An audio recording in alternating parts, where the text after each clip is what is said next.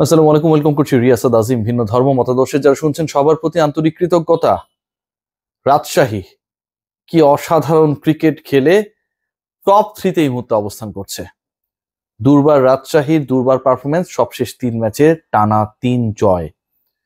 যেই দলটার মালিক নিজেকে দাবি করেন একজন বিশিষ্ট ভদ্রলোক নাকি অভদ্রলোক, আসলে কিভাবে সংজ্ঞায়িত করব সেটা আমি বিট অফ কনফিউজড। আপনারা আপনাদের মতো করে আসলে সেটা ভাবতে পারেন, কমেন্ট বক্সে জানাতেও পারেন। যেই তিনি ওই মাঠের কোনায় বসে থাকেন দারুণ দারুণ সোফায়, কিছুক্ষণ পরপর যারা ব্রডকাস্ট করছে সেই ব্রডকাস্ট চ্যানেলে ইন্টারভিউ দেন, খেলার পরে কারো কারো কোলে পিঠে উঠে তিনি উদযাপন করেন, সেই তিনি এই দলটাকে, যে দলটা টানা 2 ম্যাচে জিতলো ঢাকায় এসে, রংপুরের এগেনস্টে শুধুমাত্র দেশীয় ক্রিকেটারদের নিয়ে এবং সিলেটের এগেনস্টে দাপুটে জয় ছিনিয়ে নিল, সেই দলটার ক্রিকেটারদের গতকাল এনামুল হক বিজয় এবং অন্য ক্রিকেটাররা যে ওই খামের ছবি দেখাচ্ছিল না, যে অবশেষে আমরা মাঠে যাচ্ছি, you have got the payment, সেখানটাও একটা কাইন্ড অফ বাটপারি করেছেন। কিভাবে করেছেন আমরা জয়ের আলোচনা করব, আমরা উৎসবের আলোচনা করব।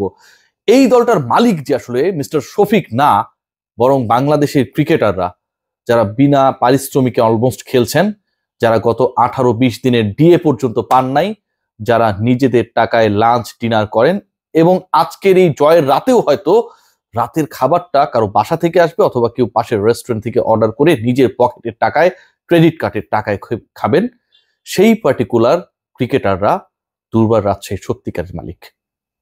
ভাব দেখানোর মতো অনেক মালিক আমরা পাই, অনেক মানুষ আমরা পাই। আপনি দেখবেন যে কোটি কোটি টাকা রাষ্ট্রের ঋণ নিয়ে অনেকে অনেক ফুটানি করে, হেলিকপ্টারে চড়ে, বড় বড় প্রতিষ্ঠান গড়ে, দেশে বিদেশে যায়, বিজনেস ক্লাসে ঘুরে, চেক ইন দেয়। এন্ড অফ দ্য ডে তারা হচ্ছে রিয়েল ফকির। তারা ব্যাংকের ঋণ শোধ করে না, ইনস্টলমেন্ট ঠিকঠাক ভাবে দেয় না, ঋণ খেলাপি হয়, সাধারণ পাবলিকের টাকা মারে খায়। ঠিক অনেকটা এরকম যেন দুর্বার রাজশাহীর মালিকের অবস্থা।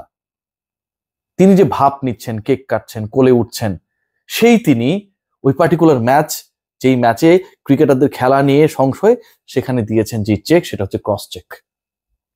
আজকে ক্রিকেটাররা ডাচ বাংলা ব্যাংকের সেই পার্টিকুলার চেক পাবার পরেও 25% পাওনা, 68 লাখ টাকার যে পাওনাটা পাওয়ার কথা ছিল সেটা পান নাই। ভাবা যায় একটা দল 4 জন বিদেশি খেলাতে পারে, দুর্বার রাজশাহী তারা মাত্র 2 জনকে নামাতে পেরেছে। কিন্তু ওই যে বললাম, যখন আপনি আপনার দলের মালিকানাটা, ওনারশিপটা নিজের হৃদয়ে ধারণ করবেন না, কোনো বাধা বাধা মনে হয় না। তাসকিন, এনামুল হক বিজয় কিংবা মৃত্যুঞ্জয় চৌধুরীরা সেই কাজটাই করে দেখিয়েছে। তখন আসলে ওই শফিক সাহেবদের নানা অসহযোগিতা আসলে বাধা হয়ে দাঁড়াতে পারে না। এই ছেলেরা সেটা করে দেখায়, করে দেখিয়েছে। এখন পর্যন্ত ওই ক্রস চেকের কারণে আজকের দিন পর্যন্ত এক্সট্রা যে 25% দেওয়ার কথা ছিল, এক্সট্রা ঠিক না, ডিউ যে 25% দেওয়ার কথা ছিল অনেক আগে, যেটা আসলে লাপস হয়ে গেছে, চট্টগ্রাম পর্বে দেওয়ার কথা, ঢাকা পর্বে দেওয়ার কথা, 26 তারিখে দেওয়ার কথা, কত কথা, কেউ কথা কোনো রাখে না, সেটা পর্যন্ত তাদের অ্যাকাউন্টে ঢোকেনি। শফিক সাহেবরা মনে করেছে এই লাস্ট ম্যাচটা হয়তো দুর্বার আছে, ক্রিকেটাররা হেরে যাবে। এত প্রতিবন্ধকতা, এত বাধা, দেশীয় ক্রিকেটারদের সাথে নিয়ে 8 ম্যাচে টানা জেতা, রংপুরের বিপক্ষে টানা 2 জয় তুলে নিবে এই ক্রিকেটের কাণ্ডারীরা, এটা তো একটা অবিশ্বাস্য ব্যাপার। তারা করেছে সেটা। প্লে অফে যাবার ক্ষেত্রে এই মুহূর্তে খুব ভালোভাবে তারা রয়েছে, র্যাঙ্ক 3। তাদের পেছনে চট্টগ্রাম, তাদের পেছনে খুলনা। ইন্টারেস্টিং পার্ট যেটা, চট্টগ্রামে 3 ম্যাচ বাকি রয়েছে, একটা জয় পেলে তাদের পয়েন্টও 12 হয়ে যাবে। আমি যদি এটা মেনেও নিই যে চট্টগ্রামের জন্য ইকুয়েশনটা সহজ, খুলনা তাদের শেষ 2 ম্যাচ ঢাকার এগেনস্টে আর রংপুরের এগেনস্টে। ঢাকা কামব্যাক করেছে, ঢাকা ফিরে এসেছে তাদের ফর্মে। রংপুর ফর্ম হারালেও রং হারায়নি। খুলনাকে 2 ম্যাচই জিততে হবে, এমন একটা সিচুয়েশন, এবং 2 ম্যাচে যদি তারা জিতে তাহলে তাদের পয়েন্ট হবে 12।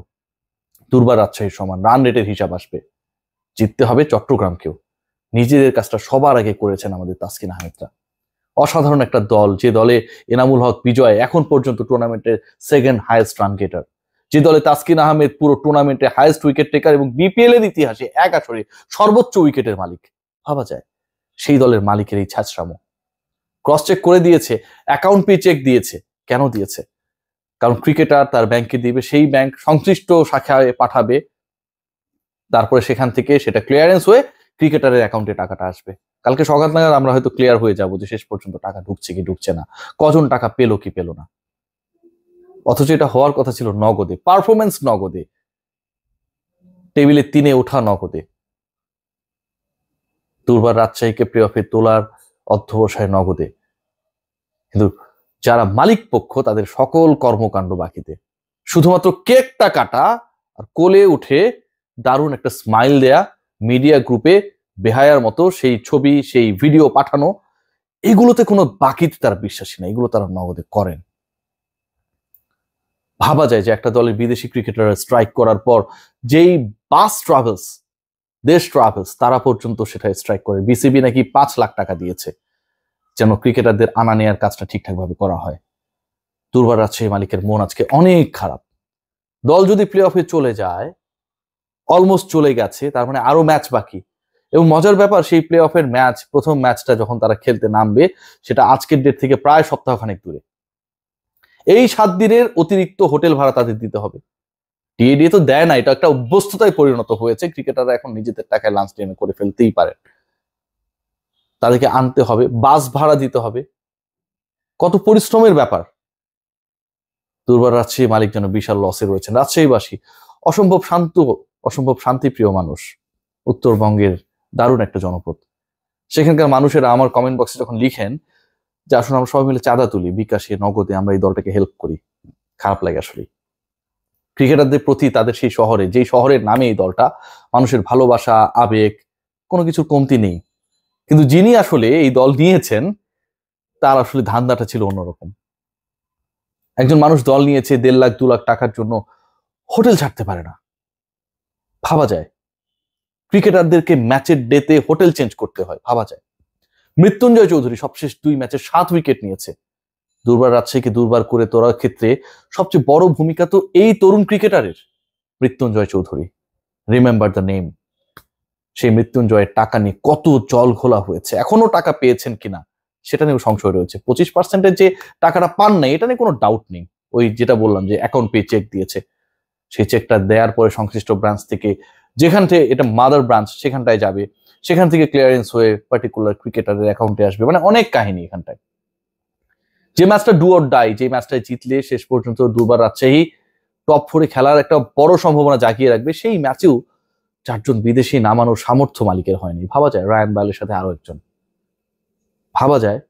অথচ রংপুর রাইডার্স কিংবা বরিশালের যে দল, they are focusing, they are targeting some big names. Sunil নারিনকে আনার তারা প্ল্যান করে, ডেভিড ওয়ার্নারকে আনার। কত বড় পরিকল্পনা নিয়ে এই দলগুলো আগাচ্ছে। মালান বড় একটা সময় তিনি বেঞ্চেই বসেছিলেন, পরবর্তীতে অ্যাড হয়েছেন, 11-এ সুযোগ পাচ্ছেন বরিশালের হয়ে। আর দুর্বার রাজশাহী, তারা 4 জন বিদেশি নামাতে পারে না, তাদের সেই অর্থ হয় না। মৃত্যুঞ্জয় চৌধুরীকে আনপেইড অবস্থায় রেখে, তার অবস্থা আরো খারাপ। অন্যরা তো 25% তখন পেয়ে গিয়েছিল, মৃত্যুঞ্জয় কোনো পয়সা না পেয়ে দলের সাথে অনুশীলনে যায়, খেলে, দিয়ে না পাবার পরেও লাঞ্চ ডিনারটা নিজের টাকায় করে। এরকম ক্রিকেটার, এরকম ডেডিকেশন, কমিটমেন্ট কেউ কখনো কি পাবে? দুর্বার Rajshahi, remember the name. BPL ইতিহাসে আসলেই এটা একটা বিশাল নেম। আজকে আমি তাদেরকে রেসপেক্ট জানাতে চাই, ক্রিকেটারদের যারা এই দলটার সত্যিকারের মালিক, যাদের জন্য দুর্বল রাজশাহী লাস্ট 3 ম্যাচে দুর্বার হয়ে উঠেছে। শফিক সাহেব আজও কেক কাটবেন, আজ কার ঘাড়ে ওঠেন সেটা দেখার বিষয়। আমি ওয়েট করবো সেই ভিডিওটা দেখার জন্য। কিন্তু এন্ড অফ দ্য ডে, যার ঘাড়েই ওঠেন না কেন ভাই, আপনি একটা জাতীয় ভিলেনে পরিণত হয়েছেন। Mind it.